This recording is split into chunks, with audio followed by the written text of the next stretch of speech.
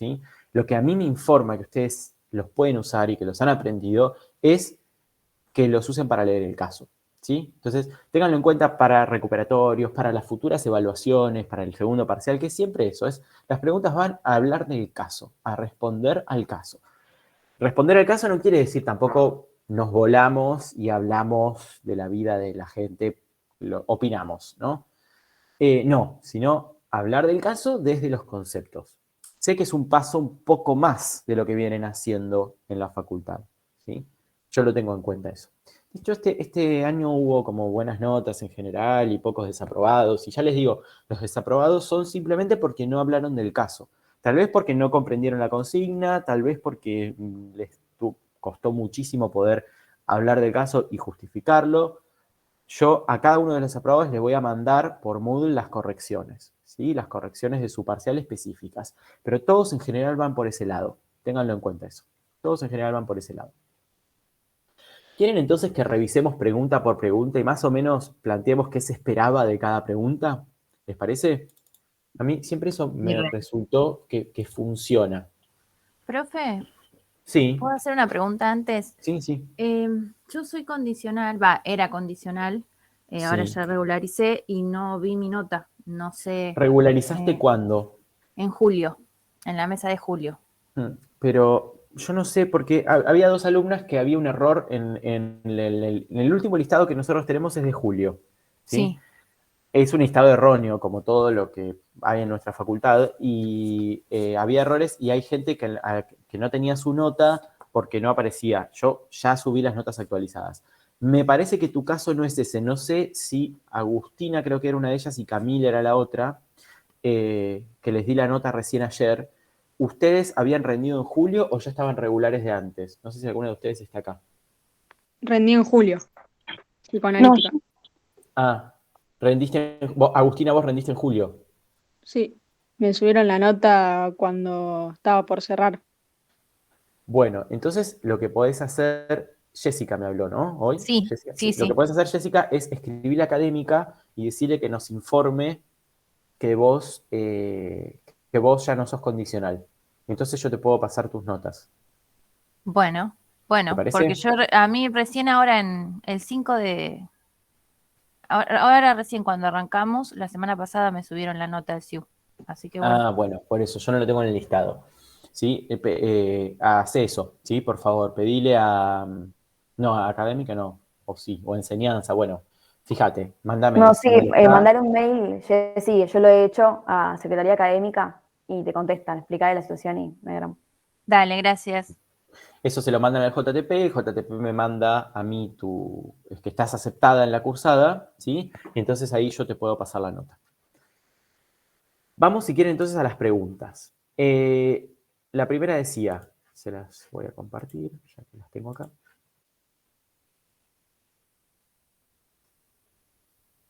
Ubique y conceptualice en el caso el malestar y el anudamiento vital que lo determina. Utilice para esto los textos de De Battista y Freud. Fíjense que es ubicar y conceptualizar en el caso. Ustedes no tenían que hacer un desarrollo teórico de Freud ni de Battista. Tenían que ubicar en el caso qué era el malestar, conceptualizarlo, es decir, por qué eso es un malestar, ahí sí se apoyaban en los textos, y después hacer lo propio con el anudamiento vital. Ordenar el malestar del paciente, es decir, por qué consulta, qué es lo que se descubre después en el tratamiento que está detrás de esa consulta inicial o de ese malestar inicial. Incluso podían hablar, si querían, de lo que se consideraba un síntoma, eso también era pertinente.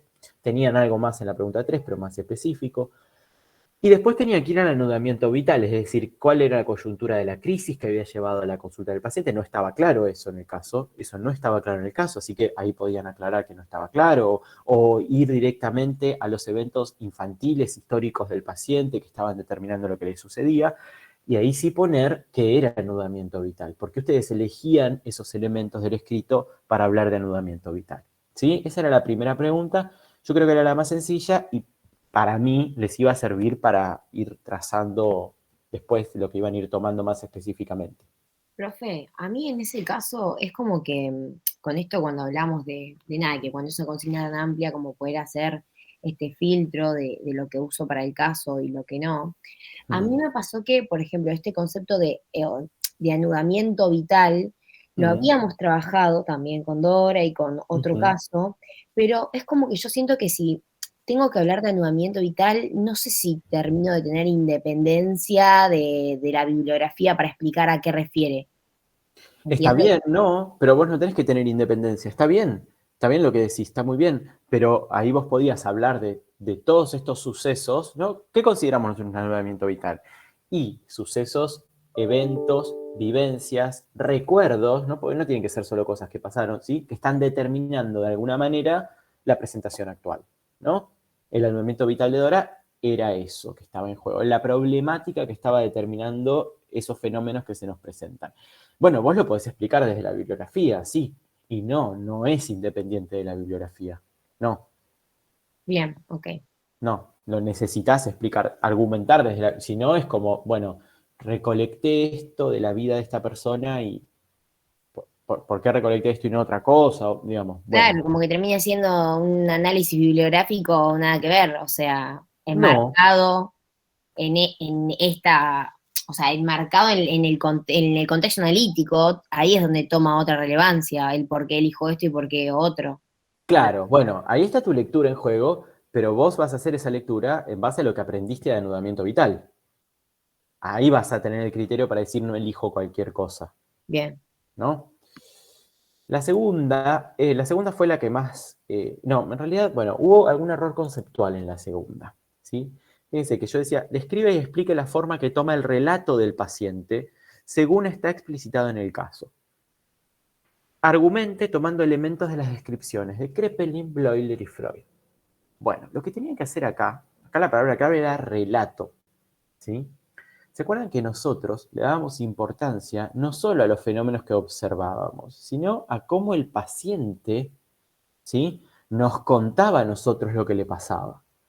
No es lo mismo que el paciente se siente y se quede en silencio media hora y después nos diga no sé de qué hablar, que el paciente se siente y empieza a hablar de todo lo que le hace el FBI y de cómo lo están persiguiendo, y uno le pregunta y no puede hablar de otra cosa, y uno le pregunta otras cosas y vuelve a la cuestión del FBI y cómo lo persiguen y cómo lo espían y cómo... No es lo mismo que el paciente se presente totalmente incoherente a que esté hablando de su malestar y nos empecemos a sentir confusos respecto de los tiempos, de los sucesos, que haya cosas que se olvidó, no sabe qué vino después, qué vino antes. Son modos distintos de dirigirse, pero todos ellos nos hablan a nosotros, nos cuentan acerca de lo que le está pasando a esa persona y de cuáles son los mecanismos y de cuál es la etiología en juego detrás de lo que le sucede. En eso coincide Freud con Bleuler, con Kraepelin, ¿sí? Coinciden en que el discurso, el relato del paciente tiene mucho que ver con lo psicopatológico en juego, ¿sí? Entonces usted tenía que, en el caso de Gonzalo, había bastante sobre el relato, ustedes podían sacar muchas deducciones, que se refería a su infancia, ¿sí? Que hablaba de sus impedimentos, que en un momento hablaba de manera desordenada, que había idas y vueltas, que, ¿sí? Eso a ustedes ya les decía bastante, un montón igual, más de la mitad pudo claramente ahí hablar de relato histérico, ¿sí? De lagunas, de idas y vueltas, de todo eso, muchos pudieron poner en juego eso. Otros, no tantos, pudieron además comparar este relato histérico, que era un poco el caso, porque ustedes tenían que argumentar ahí por qué tomaban esos elementos, por qué explicaban el relato así, por qué pensaban que era un relato histérico, y por qué no, o por qué sí, digamos. También si lo argumentaban bien no había ningún problema, pero por qué sí o no podía ser una paranoia, cómo era el relato paranoico, cuál era la diferencia, por qué sí o no podía ser una esquizofrenia, ¿sí? O porque muchos de ustedes dijeron que, bueno, que, digamos, este relato con idas y vueltas podía ser un relato esquizofrénico, que no tenían tantos datos para diferenciarlo. ¿Sí? Estas idas y vueltas de Gonzalo respecto de un tema no quedaba claro, desordenado, ¿sí? Podía ser una muestra de que faltaba la idea directriz. ¿Se acuerdan que Bloyer habló un montón en la esquizofrenia del lenguaje esquizofrénico, ¿no? Falta de idea directriz, monoideísmo, estereotipias, bloqueo, ¿sí?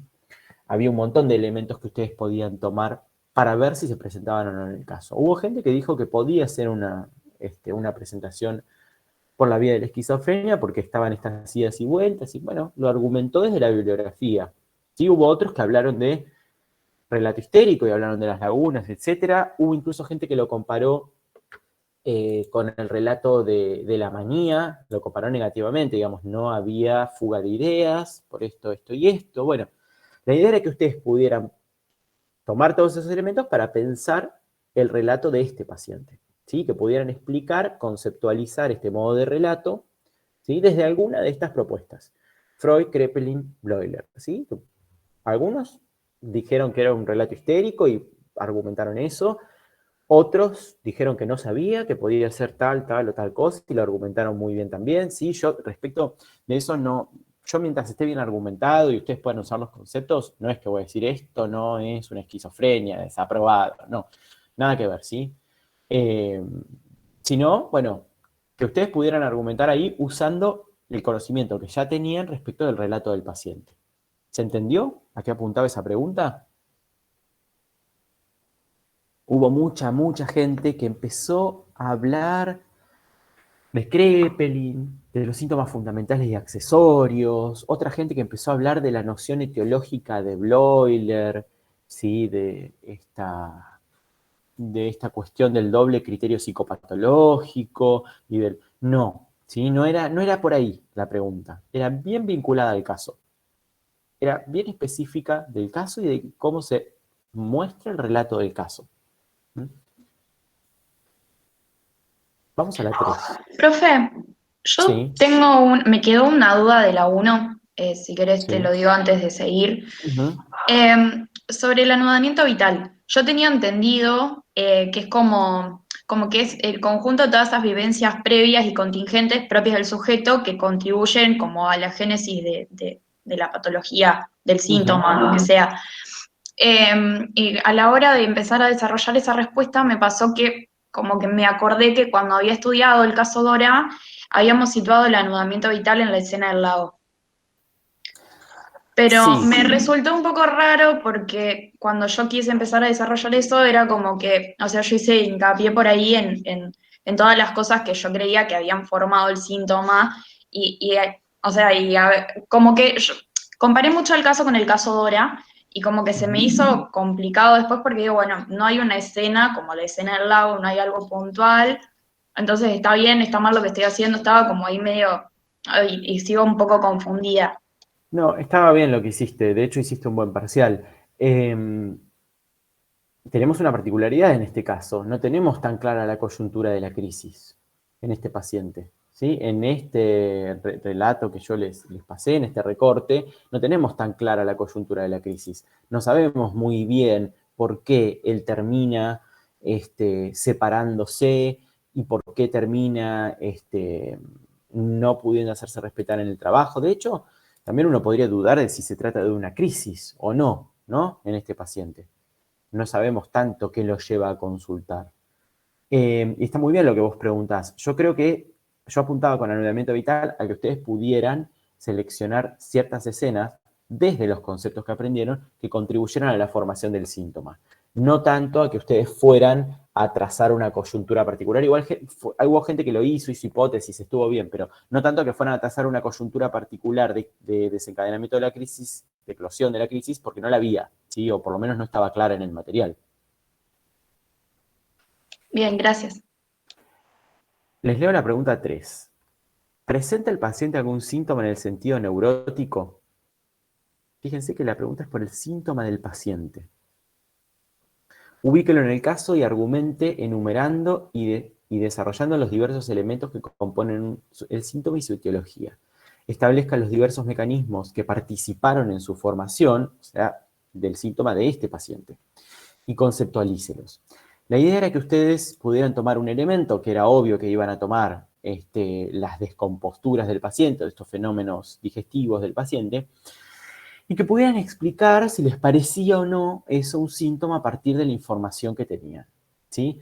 Hubo gente que hizo grandes desarrollos sobre el síntoma, pero en realidad tenía que hablar del síntoma del paciente, ¿sí? Y sobre todo del mecanismo que sí se podía pescar, que estaba en juego, que era el de la identificación, ¿no? Con la madre. ¿Se acuerdan que el síntoma no se produce por la identificación, pero la identificación colabora a la formación de síntoma? ¿Se acuerdan que dijimos eso cuando hablamos de la tos de Dora?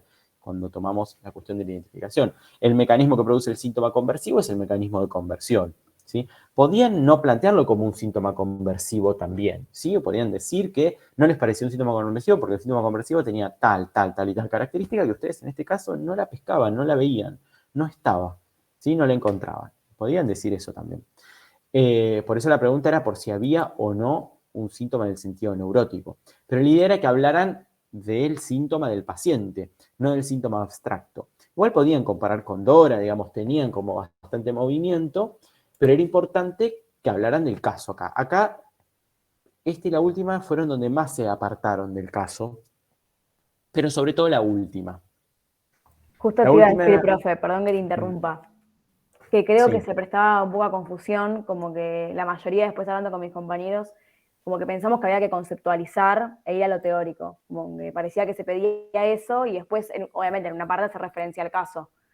Eh, Pero conceptualizar es que ustedes argumenten con conceptos, ¿no? Eso es conceptualizar, que ustedes argumenten con conceptos lo que están diciendo del caso, no que ustedes hagan un desarrollo conceptual, un ensayo sobre eso, porque además no les daba el tiempo y no era el lugar y no era la modalidad además de evaluar, yo no sé, no me interesa eso, sino que ustedes, cuando decía conceptualización, es eso, que ustedes nos dijeran, bueno, hay un síntoma neurótico y porque el paciente siente esto y esto, se terminó. No que dijeran, bueno, hay un síntoma neurótico, me parece que hay un síntoma neurótico porque sucede tal cuestión, que esto refiere a un retorno de lo reprimido, que está vinculado a una etiología específica, ¿sí? Que es una doble vertiente de la causa, etc. ¿Sí? La idea era esa.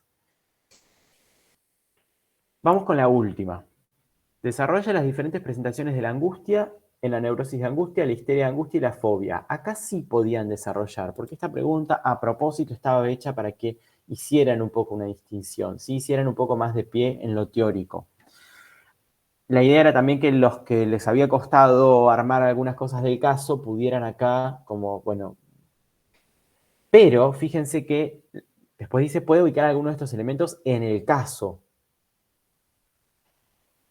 Hubo gente que hizo el esfuerzo y los ubicó, y hubo gente que no pudo ubicar nada de esto en el caso.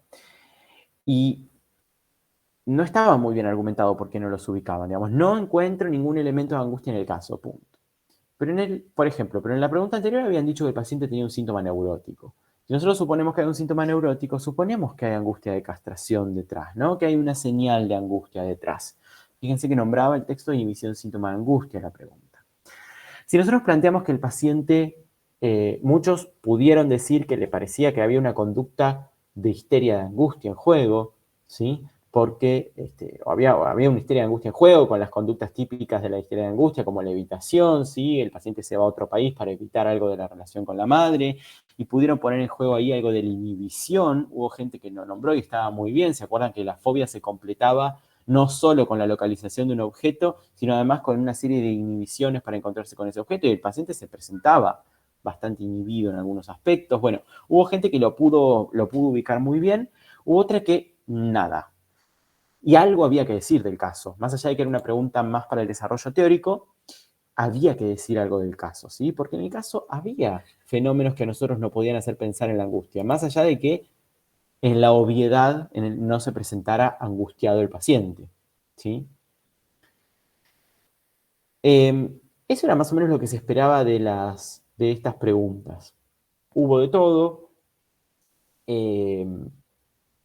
Se nota que es una modalidad nueva para ustedes de rendir. Yo creo que les va a ir mejor en el segundo parcial. Hablen del caso en futuros parciales. Por favor, hablen del caso, ¿sí?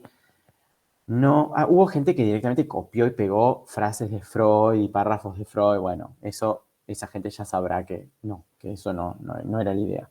La idea es que hablen del caso y que puedan argumentar lo que dicen, ¿sí? Que no hablen por hablar, sino que argumenten lo que dicen con la bibliografía.